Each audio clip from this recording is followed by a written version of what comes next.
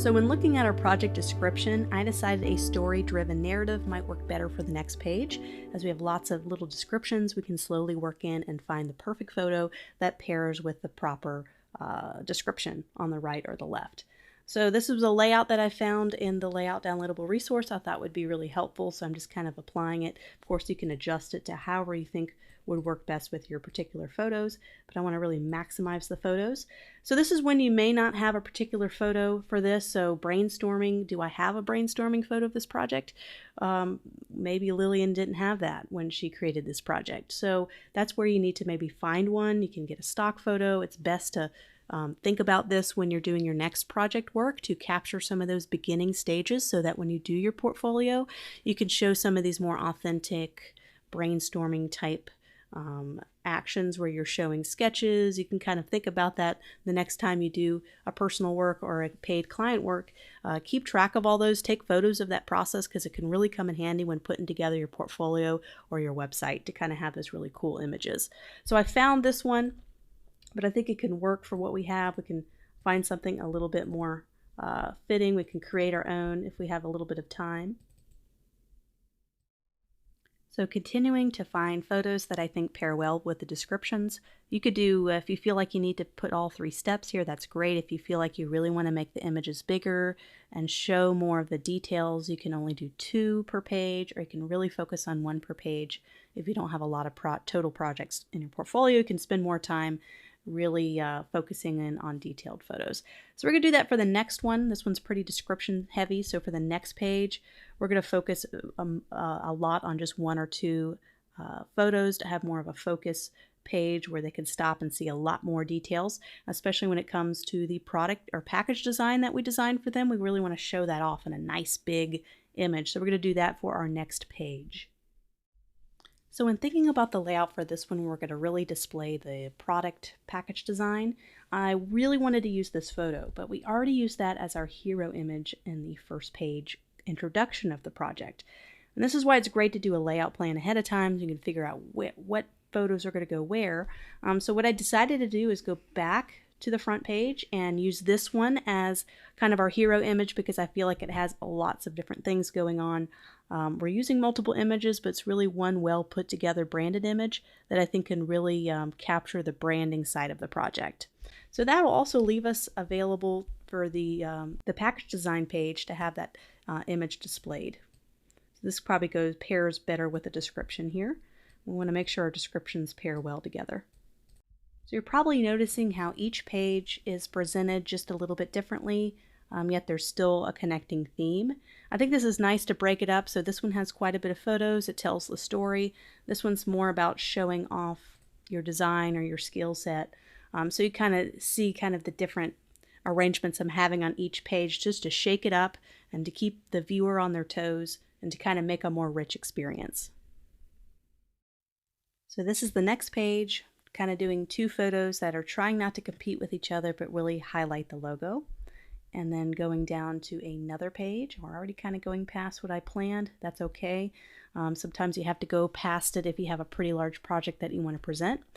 And so here's the social media. I thought I'd kind of maybe show 1 as a larger image and 2 as smaller images, because if you were to show all of them at the same time, they can't really get a good idea what it looks like. So having kind of 1 that's zoomed in a little bit bigger helps when you have the kind of projects that have a lot of detail, or you maybe have 8 different versions or variations. Sometimes it's nice to have a little hierarchy and have 1 be a little bit bigger so they can really see the details, because it was all small. This is a PDF.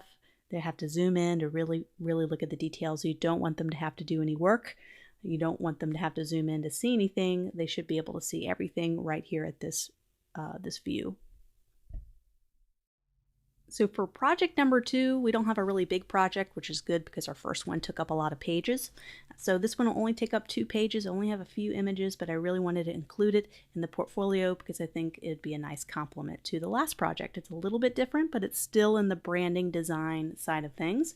So this is a personal project for a school project that Lillian had. So we want to make sure somewhere there's personal project labeled, and we'll find maybe a clever way to do that in a very short description. So we're going to be a little less wordy. We're going to be a little bit more visual with our photos. So let's go ahead and get started. I'm going to hop into InDesign, just kind of a basic layout I borrowed from our layout ideas guide that I have as the downloadable resource. So let's look at our photos first in our project. This will be project number 2. So we have several different photos, not quite as many as the last one, but we need to find one for kind of our hero image that's going to grab people's attention. This one already has kind of a label or design to it that we can go ahead and put in here. And I always have to kind of fight myself when I have a couple of good photos to use to only choose the one I think is the most effective, because there's 4 or 5 I want to throw in there because I really want to describe my project, but there's always ways you could do that on the next page. So less is more. I always have to fight myself on that because when I put together my portfolio, I feel like every image is good. But you really want to choose the images that are going to be the most effective at showing the details.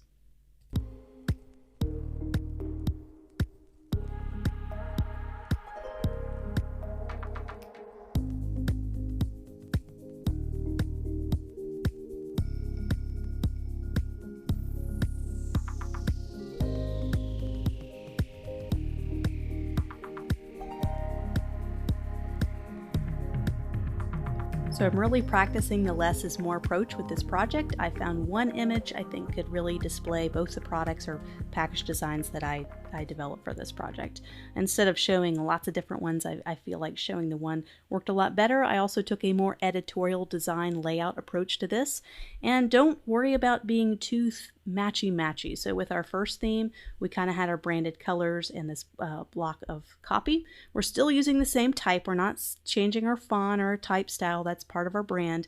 But it's okay to do maybe a white on black if I feel like it matches a little bit better with the project. You don't have to keep the same white bar because it may not look as good with the next project. As long as you keep with the same fonts and type choices, you can be a little bit more creative with how you present another project. So for this particular layout, I had this little circle here where I wanted to kind of zoom in and show little details of a project or illustration or a photo. And so if you have a particular illustration where there's a lot of detailed work, having a little circle that zooms in on that really helps because it's a PDF, it's only one size. It's not like a website where you can download the photo and zoom in. So kind of have that opportunity if you want to bring out details of a particular project. So there's our second project that was a lot quicker to put together, and we have our first project done already. I think we're going to be ready to create this cover photo. This is going to be kind of the best page that we need to design. We needed to really make this attention grabbing as much as possible.